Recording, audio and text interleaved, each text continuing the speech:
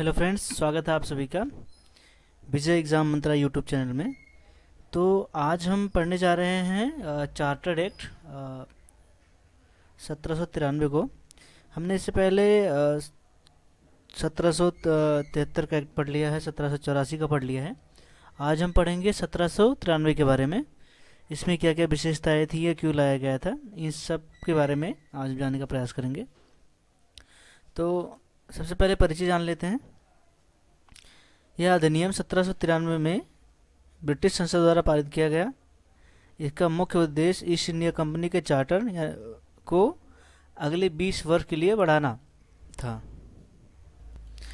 Company का जो यहाँ पे जो व्यापार करने आई थी, जब पहली बार ये आई थी सन 1600 में, तो ये एलिजाबेथ प्रथम से अनुमति लेके आई थी 15 सालों के लिए।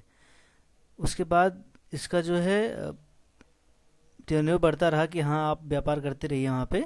आप, इसका मतलब ये था कि ब्रिटेन से दूसरी कोई कंपनी यहाँ व्यापार करने नहीं आएगी।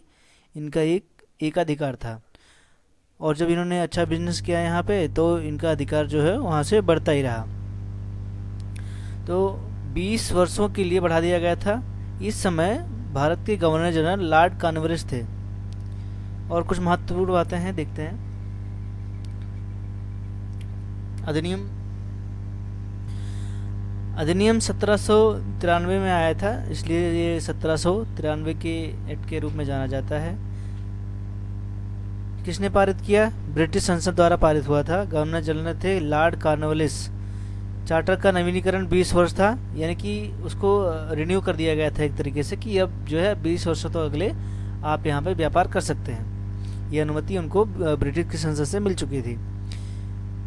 व्यापारिक एकाधिकार जारी रहा। जैसे कि मैंने बताया कि ये जब आए थे यहाँ पे, तो ये एकाधिकार लेके आए थे कि हम ही जाके वहाँ पे व्यापार करेंगे। ब्रिटेन से दूसरी कंपनी वहाँ जाके व्यापार नहीं करेगी, यानी इनका कोई कंपटीशन जो है ब्रिटेन की कंपनी से तो नहीं होगा। ये इसमें था। अब चार्टर एक्ट लाने का जो कारण था वो भी पढ़ लेते हैं, एक बार भी जान लेते हैं। कंपनी का चार्टर समाप्त हो रहा था, यानी कि इनका जो टेन्योर, जिनको दिया गया था परमिशन कि आप यहाँ तक काम कर सकते हैं, ये समाप्त हो रहा था। तो कंपनी के व्यापारिक अधिकार समाप्त हो रहे थे। 1793 में इनका व्यापारिक अधिकार, जो व्यापार करने आए थे, वो समाप्त हो रहा था। इसलिए संसद ने ये एक्ट पारित किया और कंपनी को ये अधिकार दिया कि आप अगले 20 सालों तक और जो है भारत में अपना व्यापार कर सकते हैं। दूसरा क्या कारण था? प्रशासन में स्थिरता बनाए रखना। भारत में कंपनी का शासन लगातार बढ़ रहा था। शासन को मजबूत बनाने की आवश्यकता थी। व्यापार जारी रखना था। ब्रिटेन चाहता था कि भारत के साथ व्यापार बिना रुकावट के चलता रहे।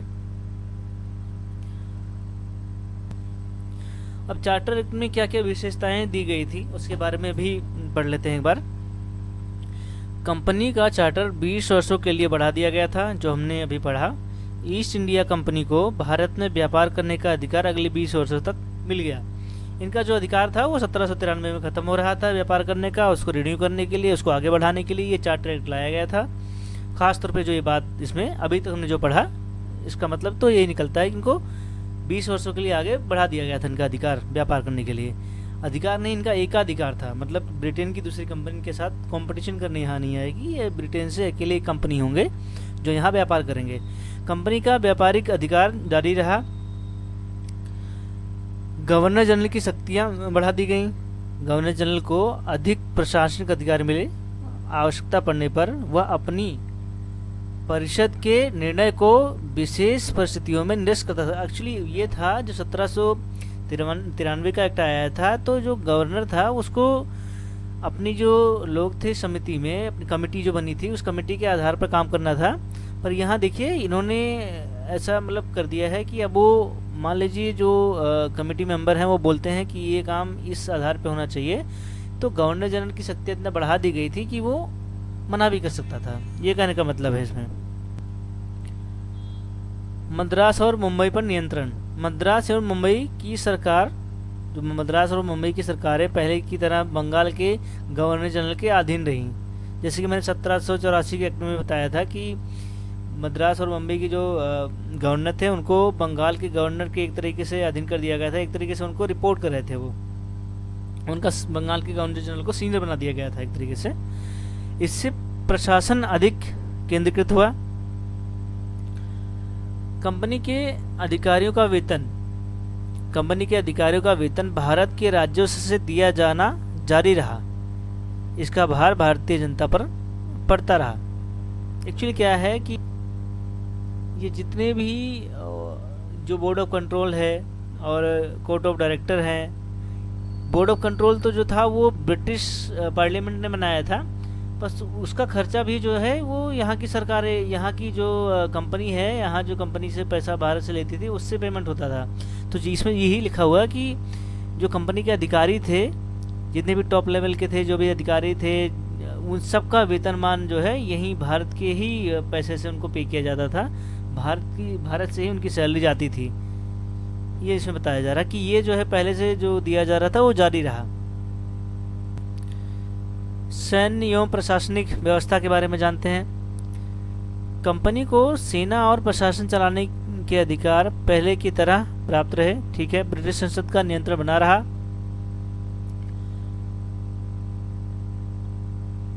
अब चार्टर एक्ट 1793 का कुछ महत्वपूर्ण बातें हैं इसमें, वो पढ़ लेते हैं। कंपनी का शासन और मजबूत हुआ।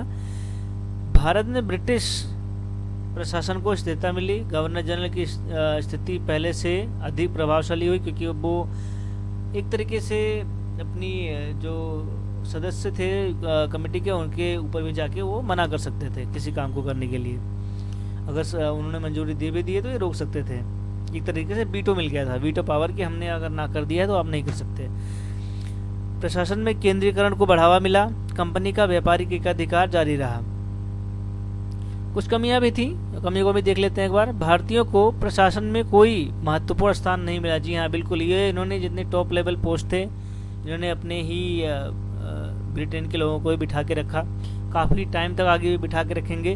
आगे के हम जब एक्ट पढ़ेंगे, आगे के कानून जो पारित करते हैं वो हम जब पढ़ेंगे तो हमें सारी चीज़ें क्लियर होती जाएंगी। कंपनी का व्यापारिक एकाधिकार जारी रहा, बिल्कुल जारी रहा, क्योंकि 20 साल का इनको जो है और मिल गया इनको कि 20 साल तक आप एकाधिकार आपका रहेगा भारत में व्यापार करने का। भारतीय जनता के हितों की उपेक्षा हुई। बिल्कुल भारतीय जनता के हितों की उपेक्षा मतलब हुई, क्योंकि ये तो सब विदेश से आए थे, ये हमारे ऊपर शासन करने आए थे, भारतीय को ऊपर शासन करने आए थे, तो ये क्यों भारतीयों के बारे में अच्छा सोचेंगे। तो जैसे कि स्थिति ये थी कि पहले के एक्ट में जो भी था कि कोई ऐसा नहीं था कि भारतीय जनता को काफ़ी लाभ मिल गया इस वक्त में, ऐसा कुछ नहीं था। कहने का मतलब यह है कि भारतीय जनता की जो अधिकार थे वैसे ही रह गए थे, इस एक्ट में भी वैसे ही थे। लोकतांत्रिक सुधार नहीं किए गए। लोकतांत्रिक सुधार बिल्कुल इसमें बता रहे हैं कि नहीं किए गए थे।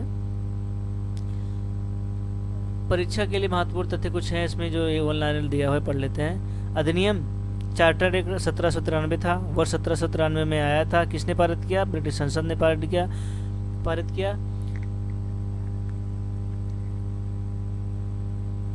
गवर्नर जनरल जो थे वो लॉर्ड कॉर्नवालिस थे।